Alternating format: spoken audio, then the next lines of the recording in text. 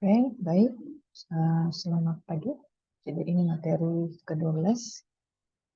Temanya tentang short term financial planning and management. Jadi kita akan membahas tentang perencanaan keuangan jangka pendek.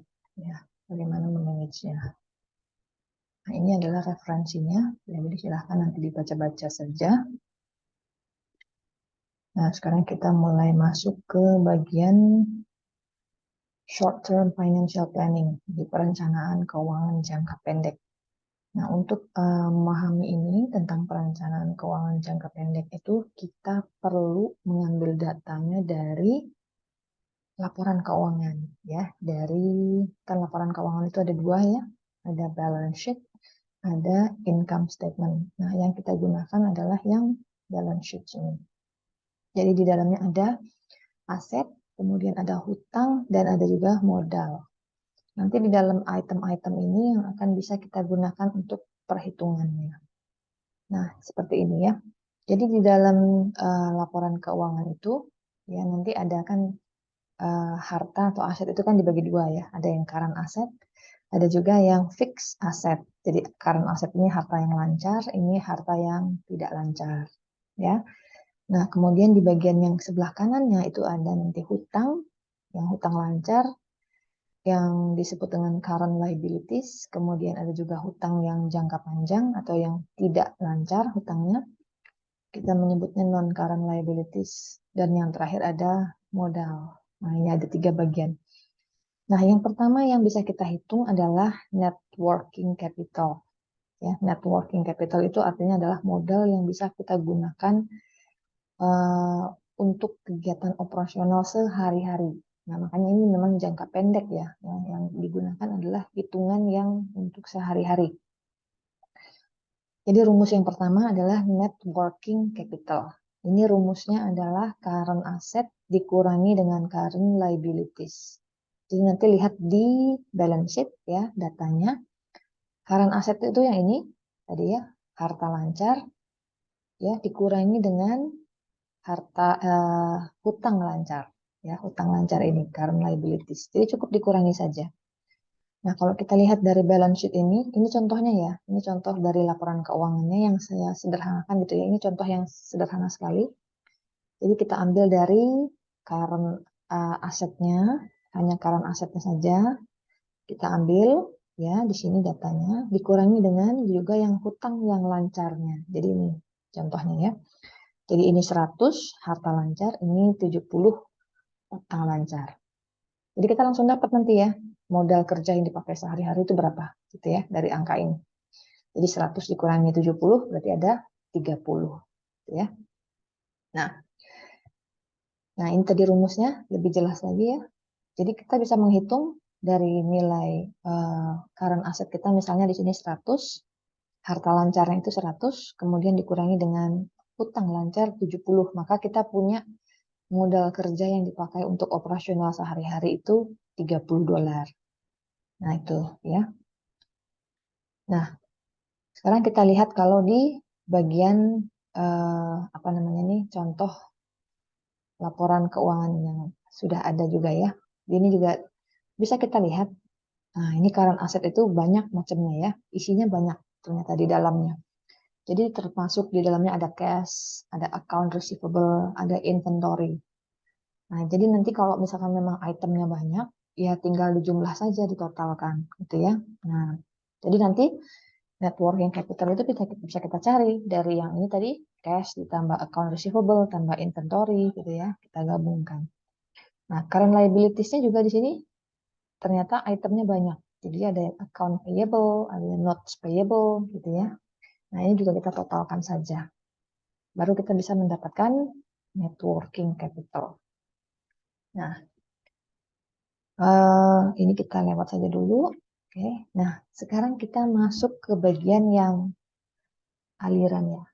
Uang kas itu nanti ada yang kita sebut sebagai sumber masuk atau sumber uang masuk, atau kita menyebutnya kas masuk gitu ya. Jadi uangnya akan masuk ke dalam kantong kita, ada source cash gitu ya. Nanti ada juga yang uangnya keluar. Nah, kita lihat ilustrasi di samping ini ya. Jadi kalau kita misalkan kita mau berhutang gitu ya. Kita mau berhutang, maka biasanya kita akan pinjam uang kan dari orang lain. Nah, pinjam uang dari orang lain berarti itu kita akan menerima uang masuk gitu ya. Nah, kita akan menerima ada pemasukan istilahnya gitu ya. Ada uang yang masuk ke dalam kantong kita atau ke dompet kita karena kita meminjam uang itu. Jadi kalau kita berhutang itu termasuk apa namanya? eh, Kalau yang account payable ini ya kan termasuk hutang jangka pendek ya. Nah, jadi kalau kita misalnya di sini hutang, maka sumber uangnya itu disebut sebagai source cash karena ada uang yang masuk ke dalam dompet kita ya. Nah, apa saja sih aktivitas uang yang masuk itu gitu ya. Jadi ternyata banyak ya, tidak hanya misalkan tadi pinjam uang gitu ya. Bisa juga kalau misalkan kita mau meningkatkan utang jangka panjang. Artinya kita pinjam uang juga, tapi untuk jangka panjang. Gitu. Itu pun juga ada uang yang akan masuk ke kita, gitu ya. Sama juga kalau misalkan kita menjual saham. Kita menjual saham artinya kita butuh uang, ya kan? Kita butuh uang, lalu kita mengeluarkan atau melempar saham ke bursa saham, nanti akan ada orang yang beli saham kita, gitu ya. Nah, orang yang beli itu pasti akan mengirimkan uang ya, bayar untuk meningkatkan modal kita. Nah, ini pun juga akan menambah cash kita. Gitu ya. Maka ini juga termasuk aktivitas yang menambah cash. Nah, yang ketiga ini yang meningkatkan utang jangka pendek yang tadi ya. Misalnya utang jangka pendek misalnya pinjem hanya 90 hari gitu ya. Nah, misalnya ini selama 3 bulan saja. Ini juga akan ada cash yang akan masuk. Ya. Nah, selain itu juga ada aktivitas yang menurunkan aset jangka pendek. Jadi misalkan menjual persediaan, ya. Kita punya persediaan, kita beli beli barang, tapi yang memang kita akan jual suatu saat gitu ya. Nah, ini pada saat kita jual, ya, otomatis ada uang yang akan masuk. Nah, itu berarti akan menambah sumber cash kita, gitu ya. Jadi termasuk juga ya menurunkan aset jangka pendeknya karena kita jual tadi. Dan yang terakhir kita menurunkan aset tetap. Jadi misalkan properti kita jual gitu ya, itu juga otomatis ada uang akan yang masuk ke dompet kita gitu ya. Jadi ini adalah aktivitas-aktivitas yang akan masuk ya, cash yang akan masuk ke dalam rekening kita. Nah, kemudian ada juga yang namanya use of cash. Jadi cashnya itu keluar. Kalau tadi cashnya itu masuk, kalau ini kebalikannya ya, use of cash. Nah, ini misalkan kita perhatikan ilustrasi di samping ya. Jadi misalkan ada piutang misalnya ya, karena tadi misalkan kita lihat yang tadi perempuan ini yang meminjam uang, maka dia mendapatkan uang, ya kan? Dia berhutang. Nah, kalau kita lihat dari sisi yang satunya lagi, si yang pria ini, dia meminjamkan uang ya kepada si wanita ini, gitu ya.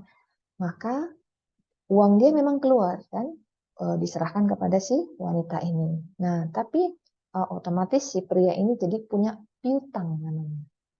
Ya, punya piutang atau kita menyebutnya account receivable gitu ya. Karena apa? Uangnya dia keluarkan untuk memberi pinjaman gitu ya. Nah, kalau begini berarti kita ada pengeluaran. Nah, ya kalau dilihat dari yang wanita ini tadi dia mendapatkan pemasukan, kalau kita melihat dari sisi si pria ini dia ada pengeluaran. Maka ini kita menyebutnya sebagai use of cash. Ya. Jadi account receivable itu adalah piutang.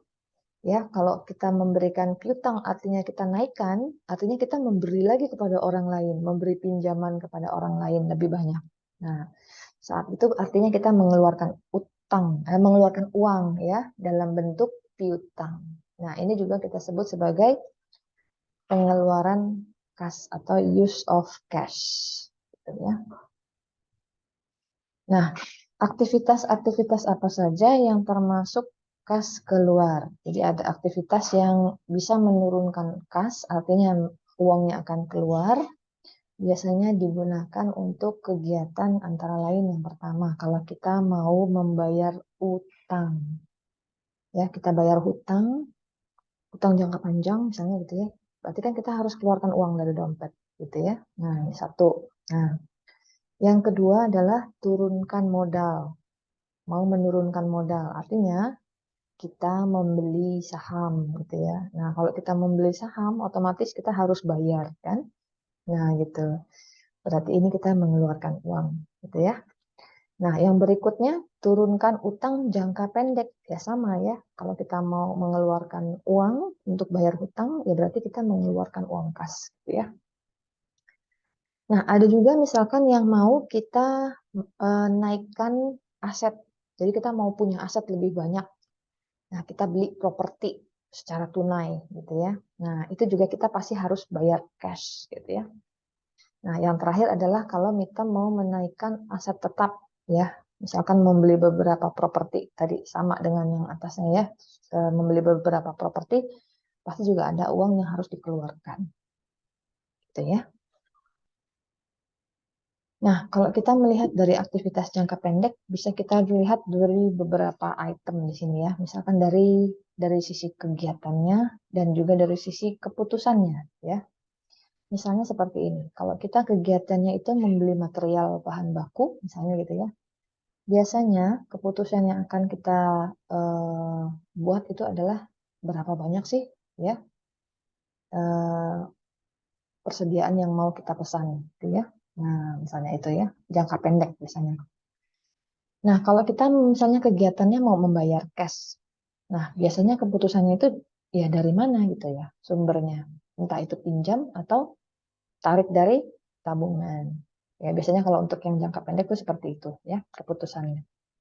Nah, kalau kegiatannya mau dalam bentuk produksi, biasanya keputusannya adalah teknologi apa yang dipilih nanti gitu ya. Nah, kalau misalkan kegiatannya adalah menjual produk, maka keputusan yang paling kita buat biasanya adalah apakah mau dijualnya secara cash atau misalkan mau dijual secara kredit gitu ya. Misalkan dalam bentuk kredit, apakah kreditnya itu mau diperpanjang kepada si pelanggan tertentu? Nah, misalnya seperti itu.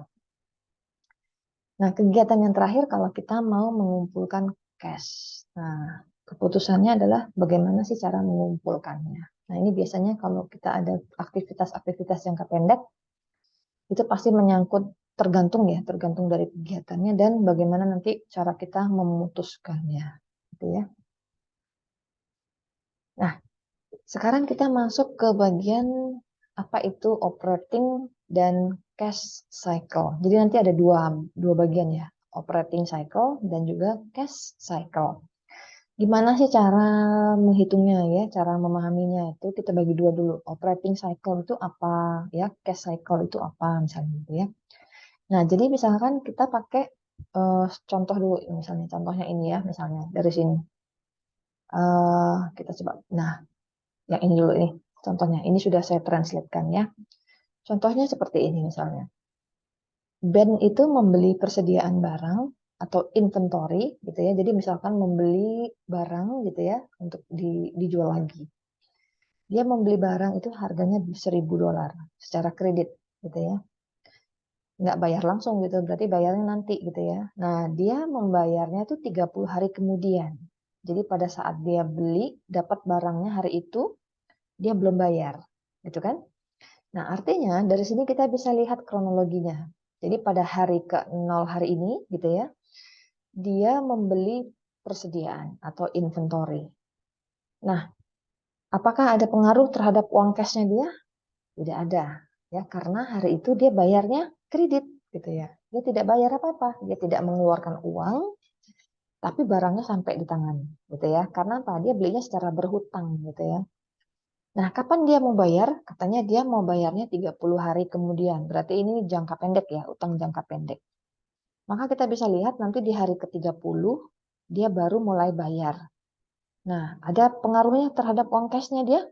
Ada. Ya, maka kita lihat nih ada uang yang akan dikeluarkan ya. Makanya minus 1.000. Artinya dibuang uangnya ya untuk membayar 1.000 gitu.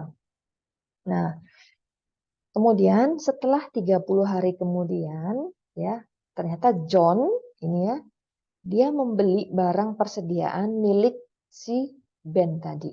Jadi yang barang milik Ben tadi kemudian dijual gitu ya. dibeli oleh John, ya, setelah 30 hari tadi, ya. Nah, berarti kan setelah 30 hari itu berarti hari ke-60, ya. Hari ke-60 itu barangnya tadi inventorinya tuh dijual dengan kredit. Nah, taunya dari mana? Karena di sini, ya. Mana tadi? John baru membayar 45 hari kemudian. Nah, ini berarti dia tidak bayarnya cash, ya, tidak bayar kontan, tapi bayarnya kredit karena bayarnya baru 45 hari kemudian. Jadi setelah hari ke-60 itu 45 hari kemudian baru dia bayar. Nah, harganya berapa? 1.400. Nah, di sini kita bisa lihat, ya, apakah ada pengaruh terhadap uang cash pada hari ke-60? Tidak ada, ya kan? Ben itu barangnya memang sudah dipindah tangankan kepada John, tapi dia belum terima apa-apa. Karena itu tadi, dia harus tunggu 45 hari lagi baru dibayar. Gitu, ya. Jadi dari hari ke-60 tambah 45 berarti kan hari ke-105, ya. Di hari ke-105 ini baru dia menerima pembayaran, ada uang masuk 1.400. Nah, jadi seperti ini, ya, aliran uang kasnya, cycle-nya tuh siklusnya seperti ini. Ya, kalau kita melihat sebuah transaksi gitu, ya, entah itu cash, entah itu kredit, kita bisa membuatnya seperti ini. Nah, dari sini kalau kita mau mencoba memahami tentang operating cycle, nah kita lihat dari yang tadi ini, ya, dari dia mulai beli, ya, kemudian dia jual lagi sampai dia mengumpulkan uang di hari ke-105 itu nanti ada periode-periodenya, ya.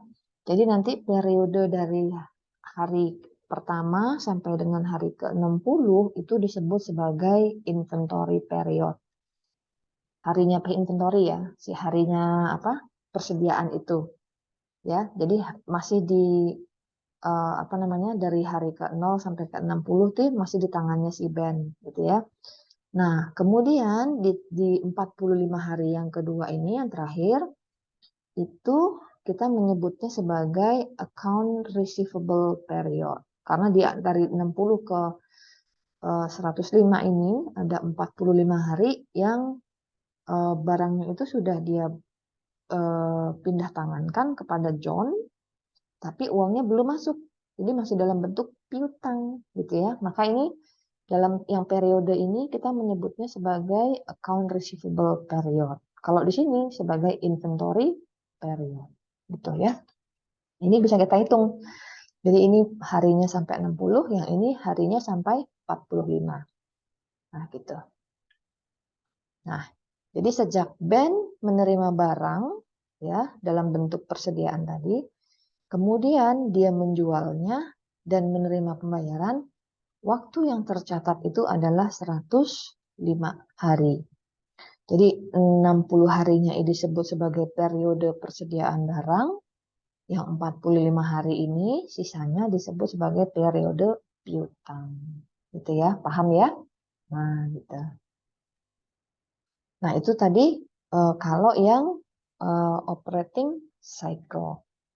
Nah, kalau yang cash cycle, nah kita bisa lihatnya seperti ini, ya. Masih dengan hari yang tadi sama, ya. Jadi waktu kita memahaminya seperti ini deh. Kita lihat di sini, ya. Di 30 hari pertama ini tidak ada pengaruh terhadap cash, ya. Karena pembelian dalam bentuk utang. Belum ada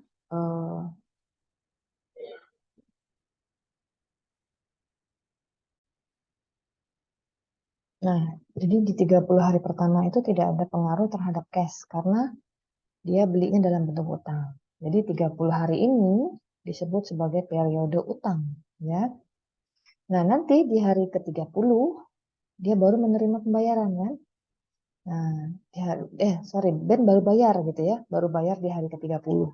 Lalu di hari ke-30 dan di hari ke-105 juga, ya, dia menerima pembayaran di hari ke-105 tadi. Jadi di periode hari ke-30 ini dia membayar, dan di hari ke-105 ini menerima uang, baru terjadi aliran cash. Gitu ya. Ada aliran cash. Jadi selama 105 ini dikurangi 30, itu berarti ada selama 75 hari ini yang disebut sebagai cash cycle. Jadi ada perputaran uang cash tuh selama 75 hari. Dari dia 100 di hari ke-105 ya dikurangi dengan hari ke-30. Jadi selama rentang waktu ini ada 75 hari itu yang disebut sebagai cash cycle. Gitu ya. Nah, gimana sih cara menghitung operating cycle dan juga menghitung cash cycle? Nah, kalau yang pertama kita lihat yang operating cycle dulu ya. Kalau rumus operating cycle itu rumusnya adalah inventory period ditambah dengan account receivable period. Ya, jadi nanti ada inventory period dulu, nanti baru account receivable period ya. Nah, sekarang kita lihat dulu dari laporan keuangan. Kalau kita mau menghitung inventory period itu, ya, di sini rumusnya adalah ya inventory period itu rumusnya ini 365 hari dibagi dengan inventory turnover. Berarti kita harus cari dulu ininya, inventory turnover-nya. Nah, inventory turnover itu rumusnya adalah cost of goods sold dibagi dengan rata-rata inventory-nya. Maka di sini kita butuh laporan keuangan dua, ya. Ini balance sheet dengan laporan rugi laba. Jadi nanti kita cari di bawahnya penjualan itu biasanya ada kan harga pokok penjualan atau cost of goods sold. Nah, ini kita pakai datanya di sini ya 8.200 misalnya gitu ya. Dibagi dengan rata-rata inventory. Jadi kita lihat dari inventory ini rata-ratanya berapa. Nah, ini perlu kita lihat datanya. Biasanya kita perlu lihat dari tahun, misalnya ini tahun 2010, ini tahun 2011 gitu ya. Biasanya ada laporan yang 2 tahun begini ya. Dari tahun 2010 dengan tahun 2011 misalnya. Nah, ini kita jumlahkan aja dulu bagi 2. Jadi ini jumlah bagi 2. Dapatlah rata-ratanya, gitu kan? Jadi dari 2000 tambah 3000 kan 5000.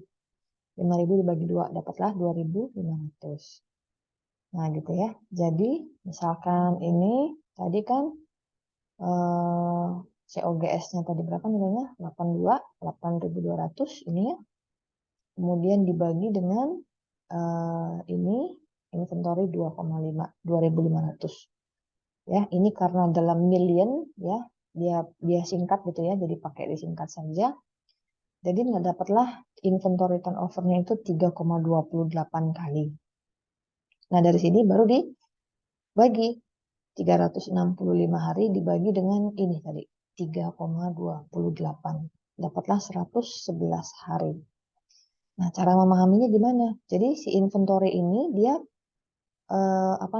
dia berdiam gitu ya. Dia berdiam selama 111 hari sebelum dia itu terjual. Jadi dia ada di periode operating cycle itu di sini yang di operating cycle tadi. Nah, operating cycle ini kan dari mulai hari ke-0 ya sampai dia terjual itu rupanya ada 111 hari. Ya. Nah, dia itu berhenti, maksudnya masih dipegang di tangan si pemiliknya itu sampai dia terjual itu ada 111 hari. Nah, seperti itu. Ya. Nah, gimana caranya? Coba kita lihat dari data di bawah ini gimana digunakan data inventory dan cost of goods sold ini tadi ya, sudah ya. Ini caranya, datanya dipakai, ini juga diambil, dijumlah bagi 2, dapatlah ini. Nah, ini caranya ya, mencari inventory turnover-nya tadi. Oke, ini bisa nanti dipelajari lagi, dapatlah 111 hari sebelum dijual. Nah, yang kedua, kita cari account receivable period-nya. Jadi, yang pertama kita harus cari receivable period itu rumusnya sama tadi, 365 juga atasnya. Ya, dibagi dengan receivable turnover. Nah, berarti ini kita mesti cari dulu nih. Ini rumusnya. Receivable turnover ini adalah penjualan dibagi dengan receivable, account receivable, tapi yang rata-ratanya, gitu ya. Nah, sama ya, berarti kita cari dulu tadi kan, dari data ini kita bisa lihat nih tadi datanya, dari sini 11.500, terus yang account receivable ini kita jumlah dulu 1.600 tambah 2.000, lalu dibagi 2, dapatlah 1.800. Ya, jadi nanti dapat nilainya account receivable turnover-nya itu 6,4. Nah, nanti baru dimasukkan ke dalam receivable period. Jadi 365 dibagi dengan 6,4 ini. Dapatlah 57 hari.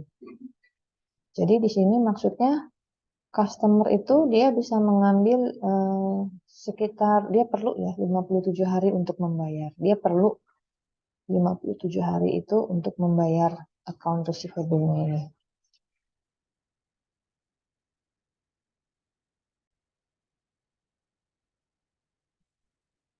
Nah, jadi kita bisa memahaminya dari sini, ambil datanya, ya, account receivable ini rata-ratanya, ini penjualannya. Nah, masukkan ke dalam rumus di sini, ya, 11,5 dibagi dengan 1,8 dapat 6,4 kali. Nah, sudah dapat 6,4-nya, baru dibagi dengan ini, ya, 365 dibagi 6,4, maka ada 57 hari. Maksudnya apa? Jadi rata-rata pembayaran pelanggan itu adalah 57 hari.